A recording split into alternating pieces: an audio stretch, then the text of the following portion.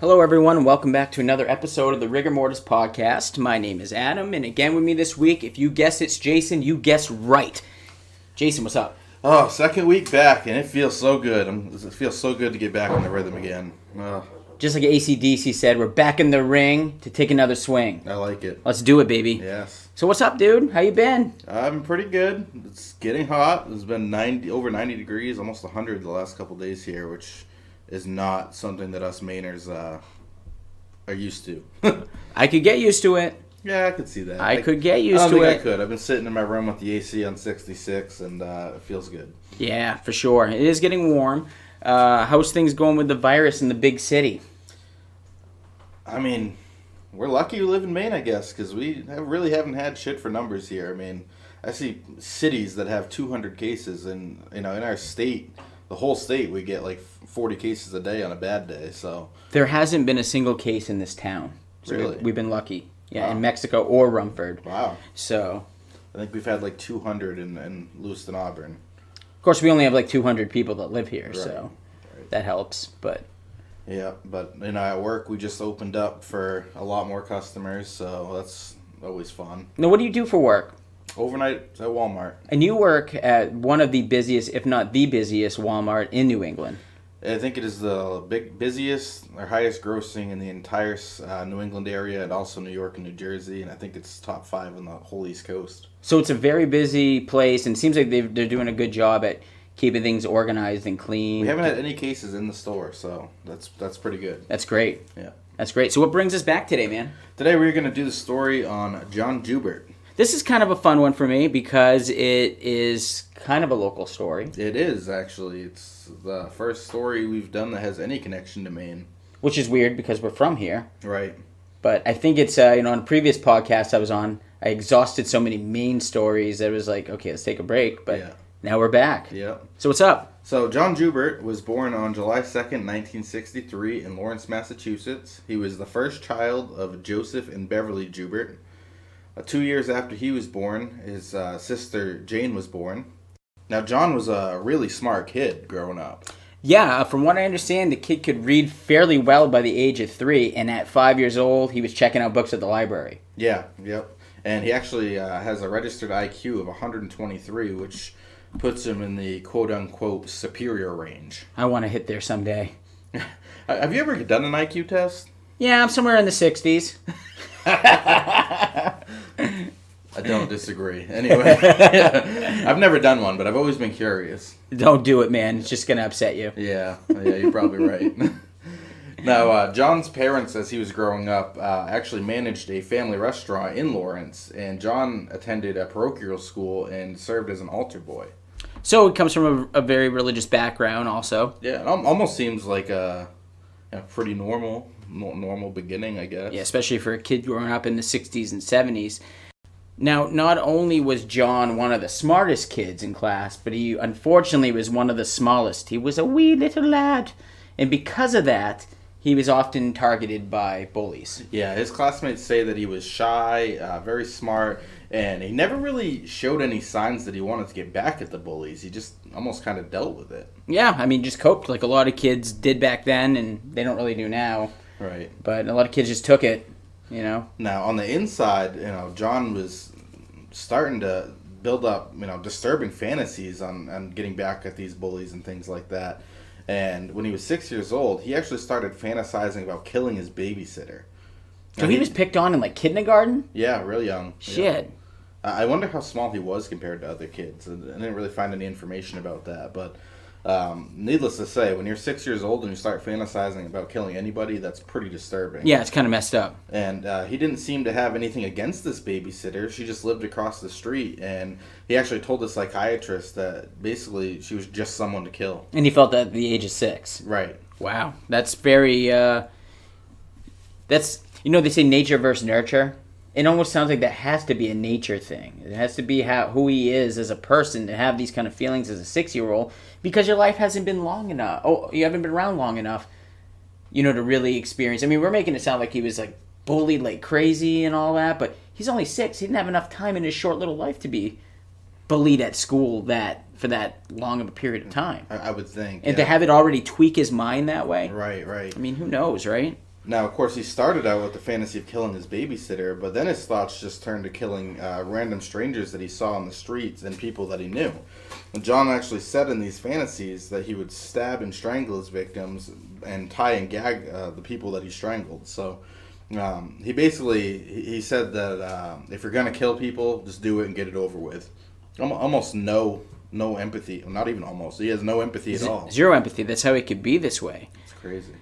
Now, John said that he now believes he knows what caused his fantasies, okay? So he thinks he knows what the root is. He says after speaking with his mother, she told him that he saw her being choked by his father until she passed out when he was 4. So this is something that probably was impactful on him, probably disturbed him and scared him as a young child. But what's interesting is he says he doesn't even remember that incident. But subconsciously, it's in there. And what's interesting about this is I'm assuming this was after he was in jail where he is, speaking to his mother and things like that. So it's like in his older life, he becomes a little more introspective where he's trying to figure out how he even became this monster. But what we do know is that as this monster was born, as his life continued on, his fantasies began to become more tumultuous. They became more frequent. They became more violent. And as he got older, he was able to kind of plan things out and work things out, that he was able to do, these kind of crimes. Right. And he starts these fantasies around 6 years old. And, after these fantasies begin, his home life becomes more tumultuous as well, which is not going to help his mental state. His parents divorced when he's 8 years old, and his mother moved with him to Portland, Maine when he was 11. So, he's kind of dealing with the divorce and kind of a split parenthood. And then his mom up and moves him probably 2.5, maybe 3 hours from where his father's living. And that must create some kind of disconnect. Right. And his mom ended up getting a job as a bookkeeper. But during this time, his parents kind of continued to argue about where John would live. So that was a constant stressor in his young life as well, too. I got to imagine. And from what I had read, his mom wasn't, overly helpful as far as facilitating him spending time with his dad and things like that. She more tried to, be controlling and keep John with her. And keep him away. Right. Yeah, that's unfortunate. Now, as John's fantasies and whatnot become a little more elaborate, yeah. At 4:05 p.m. on December 12, 1979, there was a 6-year-old girl named Sarah Canty. She dropped a football outside of her house on Oakdale and Dartmouth streets, and she bent down to pick it up. And when she did, there was a young man on a green 10-speed bicycle rode up behind her and stabbed her in the back with what she described as either a pencil or a screwdriver. And then he just continued riding on. So, of course, this has got to hurt. I mean, that's horrible. And Sarah runs inside her house, and underneath her jacket, her shirt, and her undershirt, there was actually a 1/4 inch puncture wound. So he's riding his bike past her, and he just kind of takes a quick stab and keeps going? Somebody did. Somebody did, okay. Not necessarily him, we're saying, at this point. Okay. Right. About 6 weeks later, on January 24th of 1980, Vicky Goff, who's 27 years old, was walking on Deering Ave at 7:15 p.m., heading to a creative writing class at the University of Southern Maine. Side note, where I went to school. When a young man walked by her. Now, Goff said hi to him. Moments later, a hand came over her mouth from behind, and Goff felt like she had been punched in the side. So kind of a similar attack, so to speak, in a way, maybe? Yeah. And she recalls falling down and then standing up and yelling, like, "Why'd you do that?" And the young man ran away, and at this point, she sees blood and realized that she had actually been stabbed with a knife and had to go to the hospital and have surgery for a punctured kidney. So he got her really, really good, and she actually spent over a week recovering in the hospital. And 2 months to the day after she was stabbed, on March 24th, there was a 3rd grade student who was walking on Deering Avenue when a young man with a 10-speed bicycle again told the boy to come closer. Now, the man on this bike asked Michael Witham who he was and where he was going. And at this time, Witham looked for a moment he looked away for a moment and realized he got slashed in the throat with an X-Acto knife. No, Michael ran home bleeding. It took 12 stitches to close his 2-inch wound. Now what do we have here? We have no We have somebody on a green 10-speed bicycle is about it. We got somebody, yeah, right, but I don't know how I want to say this. The first victim is a young girl. The second victim is a 27-year-old woman. And the third victim is a young boy. Right. So there's no trend here, really, as far as victim profiling. Right, and he's, 16, 17 at this time that he's doing these crimes. I mean, to be a 16 or 17-year-old and have the confidence, I guess I'd say, to go after a 27-year-old. I mean, I know that's what I'm thinking too. Yeah, that's pretty severe, and this is generally a pretty peaceful community. So these crimes are shocking, and the school officials actually tell children not to walk home alone. And one parent group actually offered a reward for information leading to the arrest of the man. Yeah, I gotta say here, for those listeners that are not from Maine, Portland, Maine is considered a big city by Maine standards. It's tiny, though. But it's really a small city. So when you have a series of stabbings at this point, it's kind of an unusual thing. A lot of the crimes in Portland, Maine, or in Maine in general are one-off, probably drug-related type of crimes. Yeah. You know what I mean? Portland probably maybe has the highest crime in the state just because of the size of it and the population of it. But I would venture to say that there's probably more violent crime in Chicago in one weekend than there is in Portland in a year. I would probably say you're right. So it's not an area where this is very common. No. Now, what's interesting, like I said, somebody on a green bike is doing this, because at this time, police actually didn't even connect John Joubert to these crimes for several more years. Right. Now, in the city of Portland, again, on August 22nd of 1982, there's an 11-year-old boy named Richard Stetson who had gone jogging, and when he hadn't returned by dark, his parents called the police. The next day, a motorcyclist saw a boy's body on the side of the I-295, which is a freeway that runs through Portland. And it actually appeared that somebody had tried to undress him, and he actually was stabbed and strangled. Now, there was a suspect that was arrested for this murder, but there was a bite mark on Richard's body that didn't match the suspect that they had. So he was actually released after a year and a half in custody, and there were no other leads until 1984. That's terrible. I mean, that's terrible in two different ways. I mean, obviously, you got a young boy who was violently murdered, but then you also got a man who sat in jail for a year and a half for something he didn't do. Right. So this is a terrible thing all around. Right. Absolutely. Now, at this point, I believe John decides to join the military. As it seems like so many of these guys do. And I'm not saying that seems the military's like an easy way to get away with some of the stuff you want to pull off. Just do it legally. Get away from the area you are, and nobody would think that a Marine would do this or something like that. You know what I mean? So now we got John on the go. He's left Portland, Maine. Yeah, now he heads over to Nebraska. Okay. And on September 18th of 1983, Danny Joe Eberly was delivering papers for the Omaha World Herald, and he disappears in Bellevue, Nebraska. Now, was he a paper boy? He was. With the a wagon delivering papers to people's house kind of thing in the early mornings? Yeah. Okay.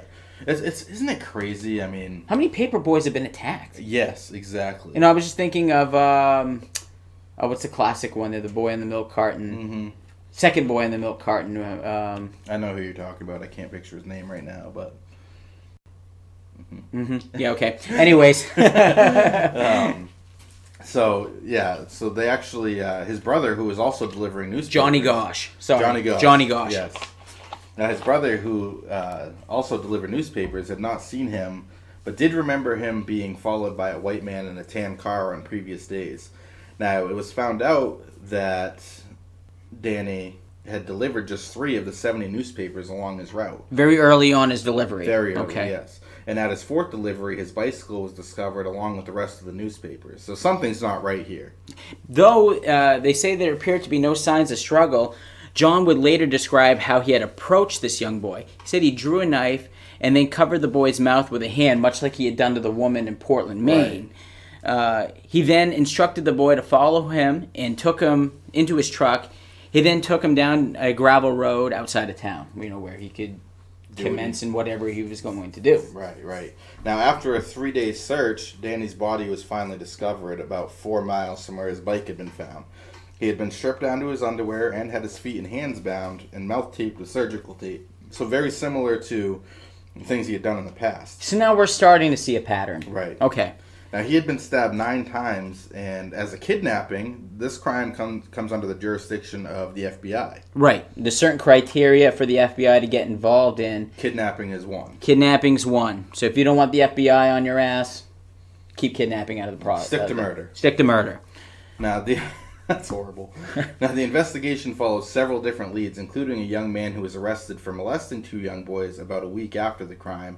He also failed a polygraph test and had a false alibi, but he didn't fit the profile that the FBI had created for the murderer. And like we've said about polygraphs and all that, lie detectors and shit, I feel like if you're nervous, you're probably going to fail. And this guy had reason to be nervous because he's a fucking child molester. Right. And there is nothing you could do to get me to take a polygraph. I don't give a fuck.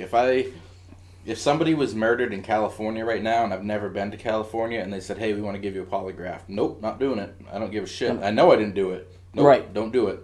You got everything to lose and nothing to gain. You asked me if I murdered somebody, and the answer is no, but I'm still going to be nervous that you're asking me in a police uniform in an official setting. Like, don't get asked this very often. No. You know? Not at all. So I would never do that.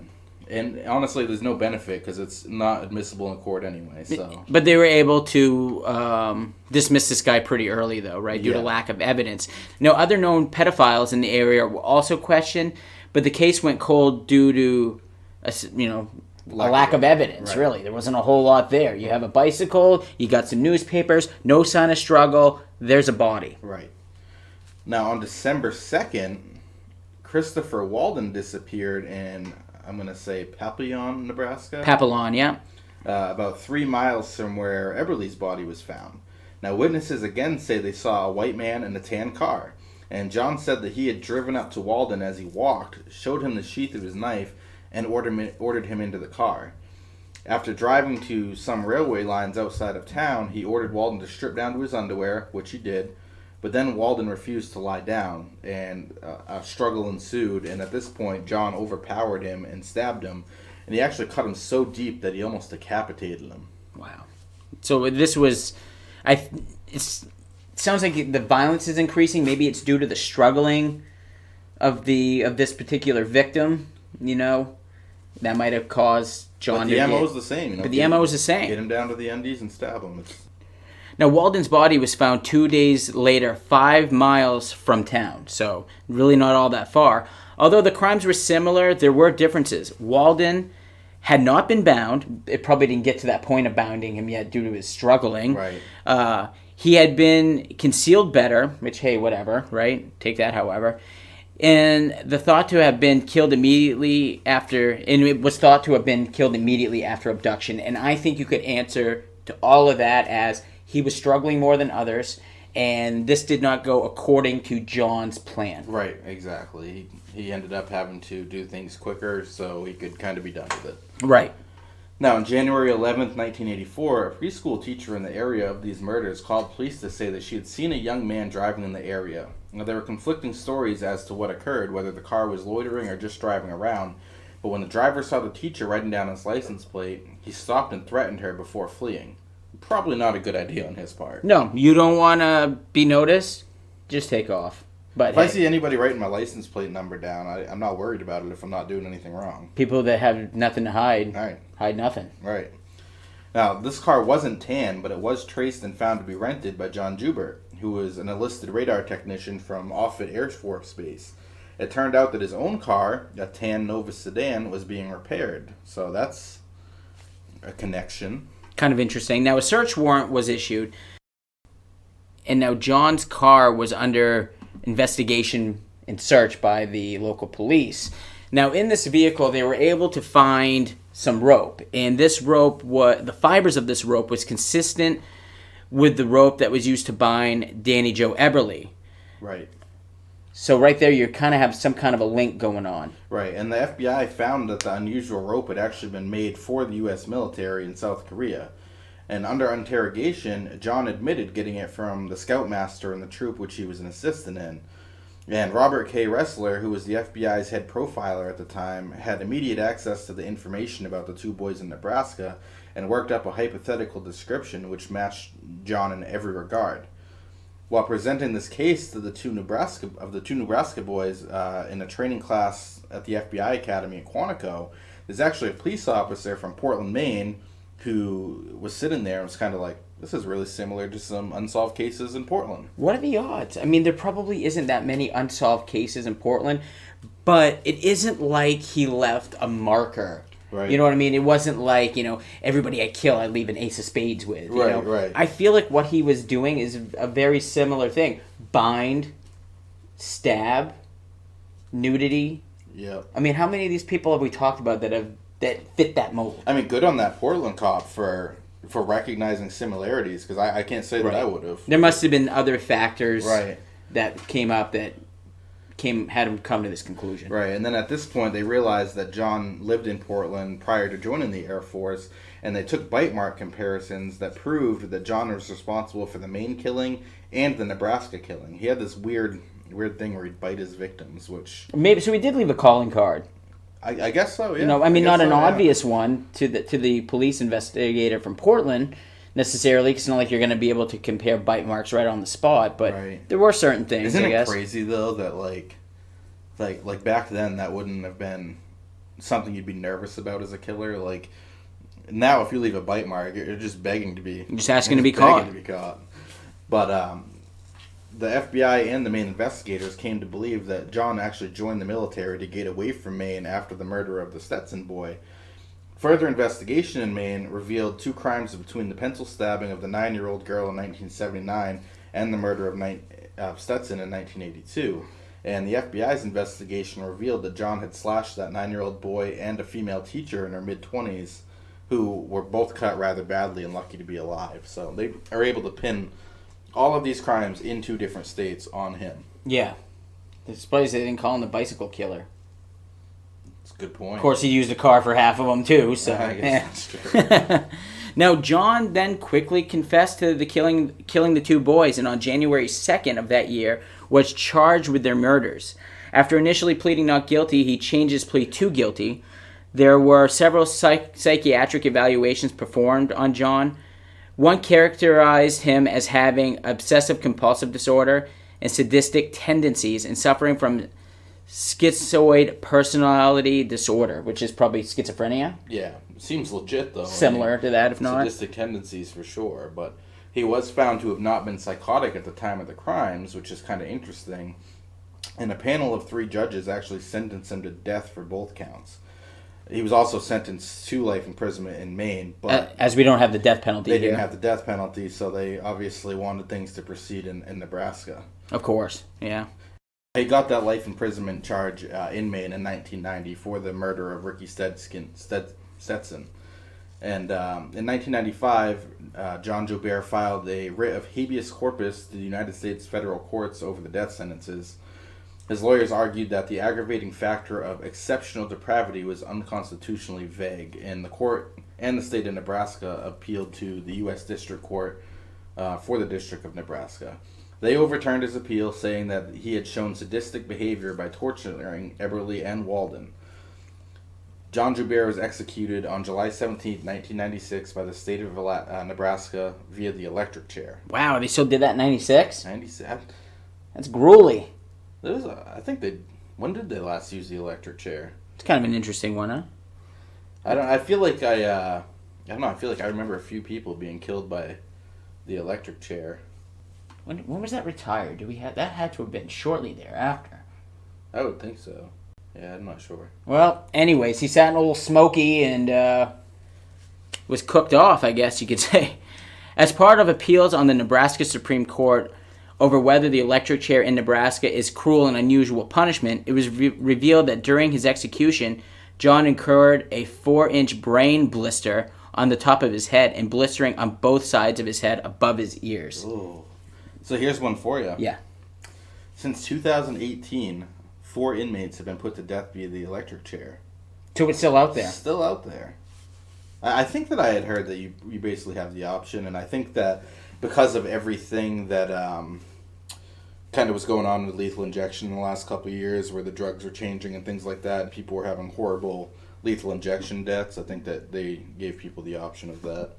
Swift electric chair. I know there was one guy, I think in Utah, that was trying to get the fucking firing squad. That's intense. It's intense. I'd rather be stoned to death myself. Leave me in a room with a bunch of pot.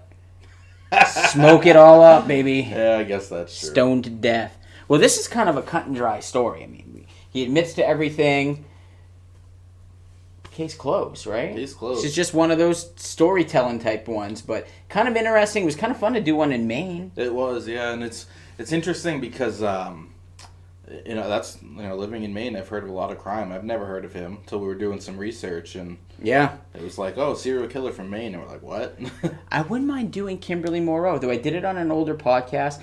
At the end of my street, there is a flyer there still. It's weird because every time I drive out here, it's like an hour drive, but when I get on this long road... You see them everywhere. I don't see them, but I know that this area is connected with it, and I think every time I drive out here, I'm like, man, I could be driving by her body on the side of the road somewhere, like buried. It's weird, man. It would be a fun one for us to do. Maybe we'll get on that for our next main one, but... Yeah. But if you guys have any suggestions for us or other cases, we'd love to hear them. Of course. You can always, shoot us an email at therigamortispodcast@gmail.com. You can find us on all things social media under the Rigor Mortis Podcast. You can also find us independently. You can find me on all things social media as Dr. Skellyfingers. And me as rigormortis_JLEW on Instagram. So, very excited to be back. Very excited to be talking with you guys. Look forward to hearing from you in the future. And we'll see you next week. This is the image most of us have of John Joubert, a 20-year-old Offutt airman who'd murdered 3 boys and didn't know why. This is John Joubert today, a 33-year-old death row inmate who says he may have found the answer to the murders, a troubled childhood that led to violent fantasies. The obsessions, the fantasies, they were rehearsals. Eventually I was driven to the point where I could not help but carry them out. But now Joubert tells Newswatch 7's Carol Kloss, after months of counseling, the fantasies are gone, and he's changed. Joubert has a girlfriend, he writes short stories, and he wants to tutor other prisoners. Do you think that you're reformed at all? I believe that I would never kill anyone again, if that's what you mean by reformed. Yes, I know that I could never harm anyone. How can we believe that? How can you know that? How you can know it? Well, 2 things. One, you never can know because obviously I'm never going to be trusted again. And second, I'm never going to be released, so it's never going to be put to the test. In fact, Joubert says he will sign any kind of paper the state wants him to that keeps him in prison alive. You know what Judy Everly says? What does she say? Judy Everly says, as long as you're alive, there's always that chance that you could be released. Judy Everly does not know, and the public does not yet know, that I have voluntarily dismissed all of my appeals in the Maine case. I will never ask for clemency in Nebraska again. This will all be in writing. All of the doors are being closed behind me. And the one door Joubert does not want to walk through is the one to Nebraska's electric chair. He says executing him won't do the state any good. But if he goes Friday morning, he wants to go forgiven by the parents of his victims. I'd like to leave them with the hope that they maybe understand me a little more.